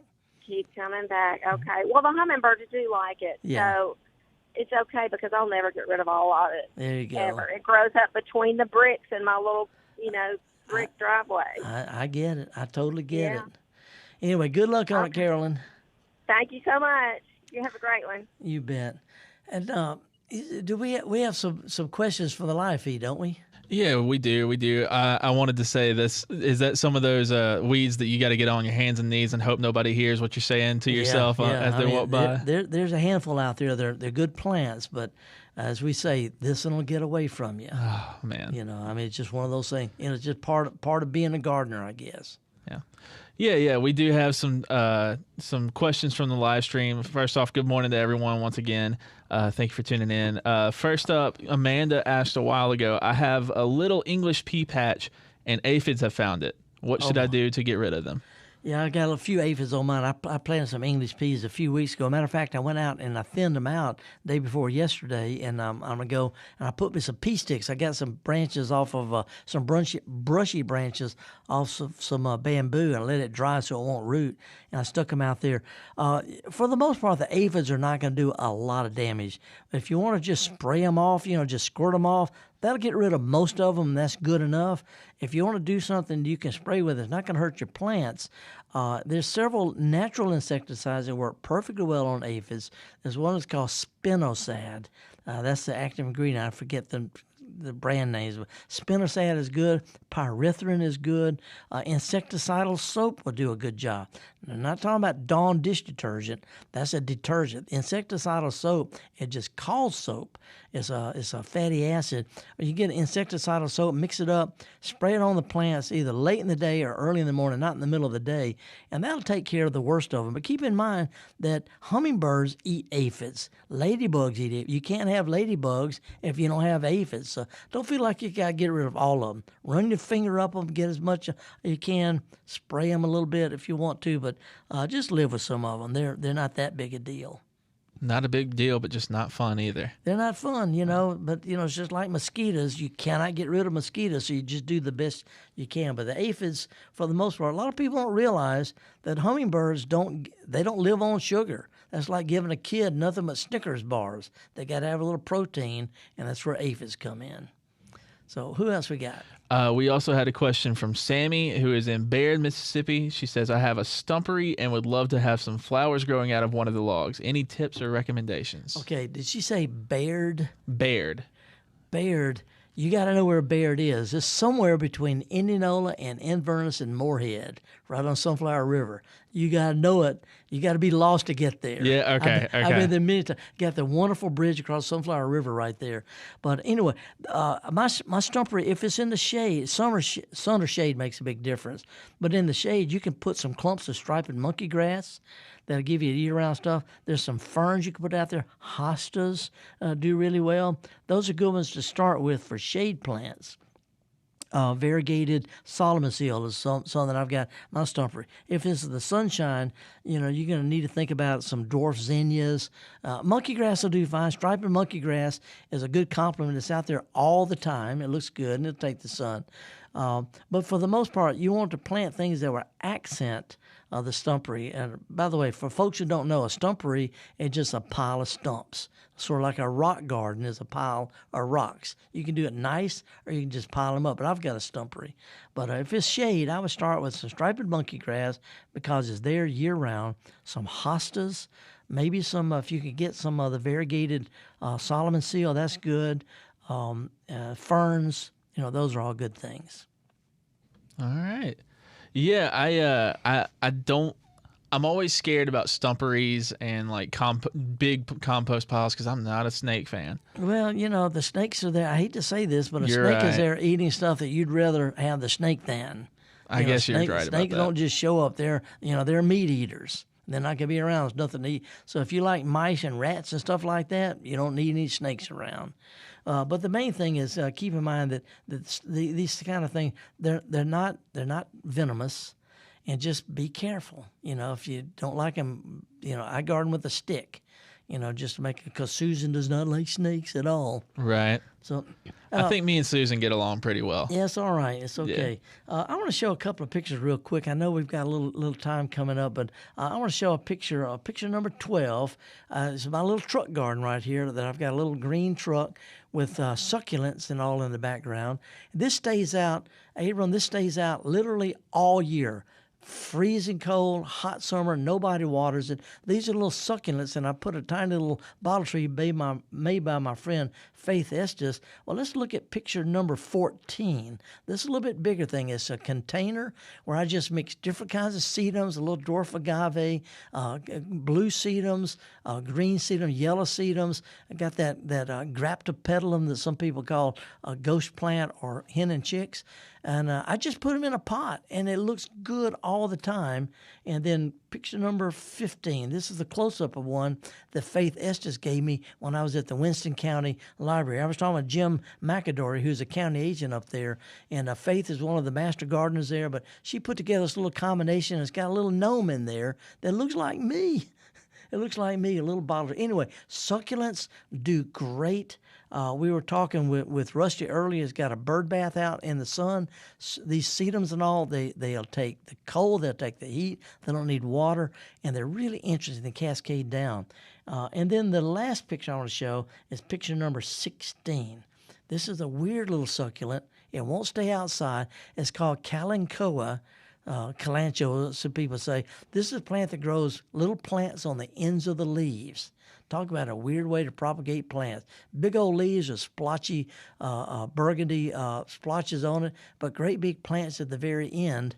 And I'm not sure if they have this picture that you sent them a little while ago of a similar succulent. It doesn't even have a number on it, that's got plants on the ends of the leaves. I don't know if there it is. This is a plant I'm holding up here. It's got tubular leaves that are about, 3 or 4 or 5 inches long. And at the ends of each leaf, they got these tiny little plants. They call it mother of millions or mother of thousands. Because, once you get this stuff, it drops those little plants. Each one's got roots. And it's the prettiest weed you've ever had. I was about to say, the picture that you've got up right now, it kind of looks like a monster movie coming out at the screen. You look at really close. Anyway, I just want to show that because there's a lot of people that don't really appreciate succulents because they sound old-fashioned, but they're quite trendy, and especially some that are hardy outdoors. I'm a real strong proponent of that. So do we need to take a break? Or you want to take another cheesy tune break? Yeah. Which one are we going with? It's your choice, dealer's choice. I forget which ones You I got said. Jolly Good Company? Yeah, let's do that one. Let's do that one, okay. Yeah, Jolly Good Company. All good friends and Jolly Good Company. We'll be back with more of the Gestalt Gardener. Me and Abram and John C. and Marissa and all the other folks here at Mississippi Public Broadcasting. We're glad you joined us today. Look forward to seeing some of y'all at the Max on Saturday, this May the 2nd, downtown Meridian. It's a very, very cool venue. They got live music and a farmer's market and all sorts of stuff going on, and it's free. So look forward to seeing some. I'll be talking at 10 o'clock, and we're going to whoop it up. So stick with us, folks. We'll be back with more of the Gestalt Gardener here on Mississippi Public Broadcasting right after this.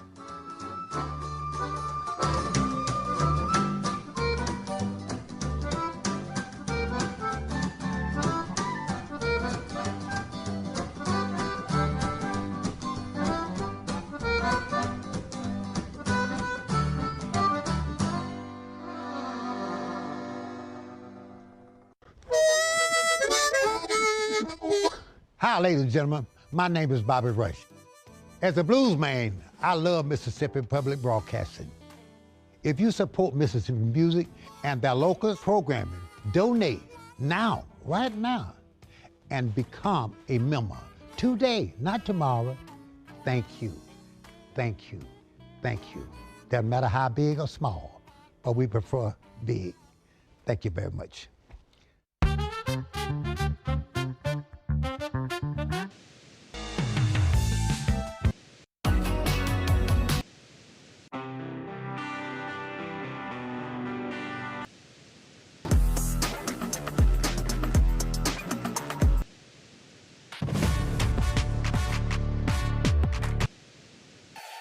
Together through the years, together in the future.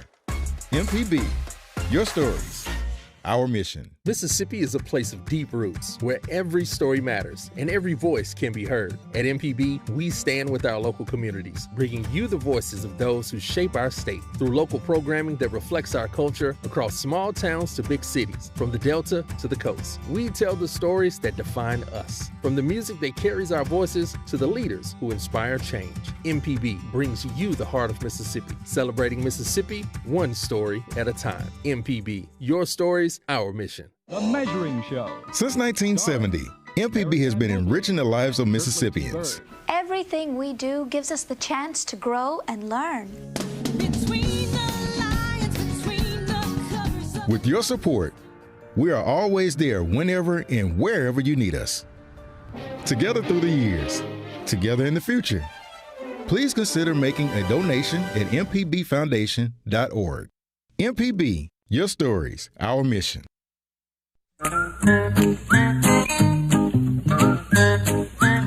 All righty, welcome back, folks. Horticulturalist Felder Rushing. We got plenty of time if you want to give us a call. It's toll-free, 1-877-MPB-RING. And, Abram, I've just got to ask you this. This is not my business, But I noticed on the screen to one side, apparently it was a chat from somebody else, another program, but it says 70-year-old whose bladder is leaking after prostate surgery. Something bladder stop the leak. Is it safe for him to age and after 2 pacemakers? Now, that's a weird question. That was a Southern Remedy question. I actually... You're the producer of that. That was Kevin Farrell took care of that question the other day, but I was on the phone for that. Yes, sir. You know, we get some weird stuff here at MPB. There's a lot to go on. We got the food stuff, we got legal stuff, we got money matters, we got the health stuff, we got the gardening, Fix It 101, all these kind of things. There's a lot of stuff here at MPB. Yeah, and a lot of streams, a lot of podcasts. If you're actually one of the only you're actually the only ones that air from 9 to 10 now. Or 9 to 11. Yeah. Because we got 9 to 11 now from Monday through Thursday is the blend with Java. Oh yeah. So, he does. Great job, great playlist on that. But a lot of the time, everyone else has moved to 3 and 4 p.m. So more local shows on MPB Think Radio every day. That's right. Well, I want to show we got a little bit of time. And again, we got the lines open, so give us a call if you like. But I want to show a picture just to show that I can do this. Picture number 17. My friend Rick Griffin, who is a landscape architect, he's been in Southern Living 40, 50 times. I don't know. But I'd sit, I grow all these flowers, and I got bottle trees and just crazy stuff. And one time I said, I just need something to calm. He said, stop whining, Felder. Put your boxwood out there. Just put a boxwood out and prune it into a tight ball. Nobody will expect it in your yard because I don't cut my hair or anything. I sat on an aircraft carrier during Vietnam. I just do my thing. But I put that little boxwood out there at his recommendation. I prune it to a tight little ball, and it makes it look like I know what I'm doing. So it's just like, you shave, you shape up your mustache and all like that. It's a matter of what Paul Harvey calls selective indignation, contrasts. But I got a little round green meatball in my front yard, gumdrop, and it makes everything look normal. But, which is a strange thing for you. Yeah. Well, these 3 pictures, we got some calls coming in, but let me show these 3 pictures. Picture number 18 is a type of basil. It's called African blue. African blue basil is hard to find in garden centers. It's picture number 18. It is it's an annual. It flowers nonstop from spring until fall, and it just won't stop. It is hands down the best pollinator, butterfly, hummingbird, bee plant in my garden. Yeah, but, you said it's a basil? Yeah, it's basil. Yeah. I don't know if I can't picture. Yeah, sometimes it takes a little bit for them to load in. But anyway, African blue is hard to find, but it roots like ringing a bell. Well, I gave some cuttings last year to the lady who owns Moore's Greenhouse, which is a drive-through greenhouse range between Canton and it's a picture before that. Picture number 18 is what it looks like when it blooms. But it's a kind of plant that it roots well. It doesn't grow from seed. You can't just buy it anywhere. I lost mine. So I went out and I gave her some. And this past spring, a couple of weeks ago, there it is, beautiful spikes of lavender blue flowers. It got purplish veins and stems. Incredible pollinator plant. Too strong to cook with. But get this, because I lost mine, I went out there and she had one that I'd given her, and she gave me some cuttings. Picture number 19. She rooted me a whole bunch of cuttings in these little 4-inch pots. And I brought it home, and last picture, number 20, as I covered it with plastic. When I root stuff, I make a little plastic tent. I put some sticks around it. I put some plastic, like a miniature greenhouse, a humidity chamber. And so I want to show if they can get a close-up of the camera here. I brought one. This has been in this pot. I got it right here, African blue. This cutting was made less than a week and a half ago. I don't know if they can get a picture of with the camera inside or not. There we go. This doesn't look like much, but it was a cutting made less than a week and a half ago. But I want to dump it out, and I'll hold it up and show you what the roots look like in just a week and a half. Look at that. How close can they get to this picture? Oh, they can get close. Look at that. Look at that. This is a week and a half after I make a cutting, and those roots, it's just covered with roots. And not only that, but all these little stems on it, I can cut them off and root it. So I just want to show that sometimes you can't get plants easily, but you can save them over the winter in the in a window, rooted in water, rooted in potting soil. But African blue basil, once it gets established, once it makes it to the garden centers, everybody's going to have it. It makes a nice-sized bush, thigh-high, loaded with flowers from stem to frost. Incredible pollinator plant. The best in my experience. So anyway. And it smells great. It smells good. It's too strong to cook with. Okay. It's really strong. It's not your regular basil. But anyway, just want to say, and because I shared some with the lady last year, she gave me cuttings back, and now I've got enough cuttings to stick all over the place, including the Ag Museum. So go by the Ag Museum garden, see this African blue basil, take you a cutting. Felder said it's okay. I love that about gardeners. You're always just sharing everything. We don't have any That's the choice. Gestalt part of it, right? We don't have any choice. We got it from somebody, got it from somebody, got it from somebody. Right. So anyway, let's slide over to Raymond, Mississippi, and talk with Jane. Jane, how are you today? Doing great. Can't complain. Good. What's up? You just mentioned the African blue basil. We're going to have a garden sale tomorrow, a plant sale over in Raymond. Our Raymond Garden Club will be having it. We are going to have 3 African blue basil plants for sale. And not only that, we're also going to have the prickly pear cactus. What was the last one you're going to have? Prickly pear cactus. Okay. The prickly pear that you were just talking about. Oh, yeah. And these are stuff that y'all rooted yourself, right? Oh, yes. Both of those are things we rooted and back in January, and now they're ready to go. And where's this going to be? Raymond, it's got a courthouse downtown. Got a real nice little town square. Is it going to be near there? It's going to be on the town square over at the Merchant and Planters Bank drive-through.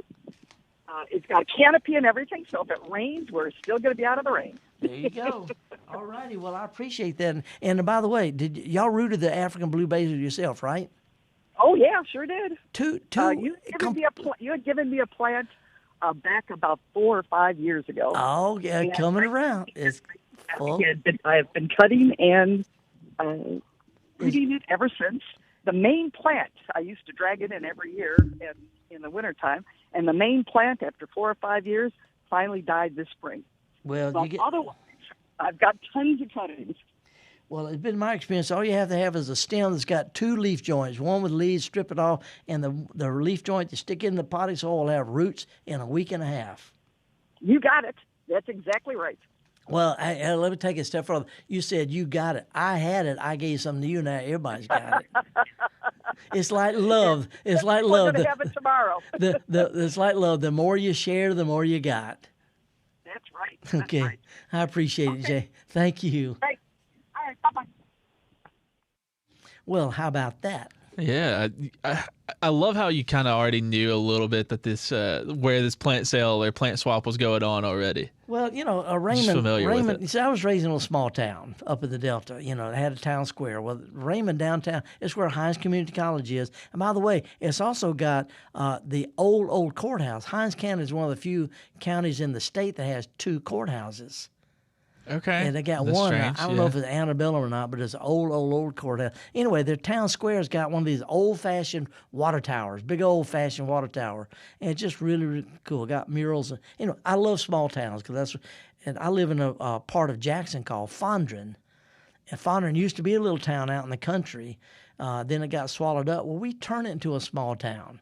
We walk to the bank, we walk to the pub, we walk to the supermarket, we walk to the drug. We walk. It's like living in a small town. If I'm going somewhere else in Jackson, I just pretend like all those buildings and houses are just trees and fields. Yeah, you have to pretend a little bit. But Fondren's such a nice, fun spot. You really have everything you need to in Fondren. Well, people sometimes they say, "Where you live, Felder?" I say, "Well, I live in a little town called Fondren, Mississippi." I say, "I live on a gravel road in Fondren, Mississippi." It sounds so romantic. I'm talking about State Street and the potholes. Right. It could not be less in the heart of Jackson, or more in the heart of Jackson. But that's just the way we do. We like to have communities, and I love Fondren because it's real egalitarian.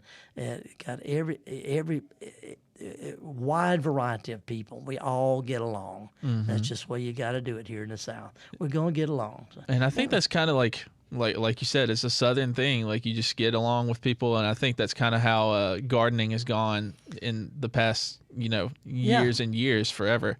Because, everything I know about gardening, like, I've learned from you guys. It hasn't been a formal education. It hasn't been like a go to school and like they tell me something at school. It's been, hand me down from you and granddad. And you end up naming your little girl after a weird flower. I did. And you met her the other day. I did. We went to the farmer's market that day that you were there. What a sweetheart. No, it's interesting to me, and because I was raised by gardeners who were raised, and one was a horticulturist, one was a country gal who just had zinnias and a concrete chicken. But they both got this, and another was a garden club lady with blue ribbons. So I was raised by three completely different kind of gardeners. They all got the same joy from different angles. But it's real. I will say it's real. It's real satisfying to hear that I brought a plant called African blue basil from giving a talk at a garden center in Texas, brought it back here, ended up sharing cuttings, and come to find out 4 or 5 years of this lady is there now sharing cuttings. And the cuttings that I had, I lost, and I went out to a garden center. She gave me cuttings off a plant I gave her. And so anyway, it's real satisfying. And, MPB does that. It creates a sense of community. Yeah, there's almost a romance to it a little bit. It's very, very heartwarming. Jim McAdory, I was talking with him on his radio program up in Winston County, and I said, radio is sort of like that. We create a community. Sometimes we don't have much in common, and it's a virtual community, but we feel like that we know each other now, and it's comforting. You don't feel like you're all. MPB does that. I'm not going to brag anymore about that because I'm going to get all maudlin and boo-hoo and stuff like that. But you're bringing a tear to my eye right now. Anyway, you're raising your girl. She won't remember anything about what she smells until she's 4 or 5 years old. So, go ahead and push, but save some, redo stuff when she's 4 or 5 and get some pictures. Right, yeah. So you told me oregano, basil, thyme, that type of stuff. Just throw it in a small little pot and put it together. Rosemary, because oregano grows really, it's a weed. But you can put it, in pizza, in spaghetti, all sorts of stuff. So, and I like the fact you go to mpbonline.org, click on shop, and you get a thing that says Felder's your weed man. You sure can. That went through all the circles, and we got it there. There you go. We got it there. There you go. Well, it's been fun as usual. I'm going to be at the Max. I'll probably swing by I have to swing by the Master Gardener plant sale at Minell Garden Agency because I owe them $5 for the plant I stole yesterday. But I wanted to get it before they sold out. Before they sold out, I wanted to get one, and I'm putting it at the Agriculture Museum at the Herb Garden. Anyway, it's been fun. Me and Abram and Johnsy and Marissa and all the other folks here at MPB, we appreciate you joining us. We got a lot of stuff coming up, but if you have questions during the week, if you go to the live stream, go to YouTube, type in Mississippi Public Broadcasting or the Gestalt Gardener, or go to mpbonline.org, click on radio, and take it from there. You can send us emails, and we'll talk about them. Meanwhile, if you get a chance, go to farmer's market, take a kid with you, go to a garden center, get you a big old pot, put you some herbs and flowers in it, and if you have a chance, show new gardeners, neighbors who may not garden, or older folks who may have given up on big-time gardening. Show them how to do what we do best. Even in a pot, folks, you can get dirty. I'm horticulturalist Felder Rushing. We'll see y'all next week. Have a good one, and here's hoping you get some rain.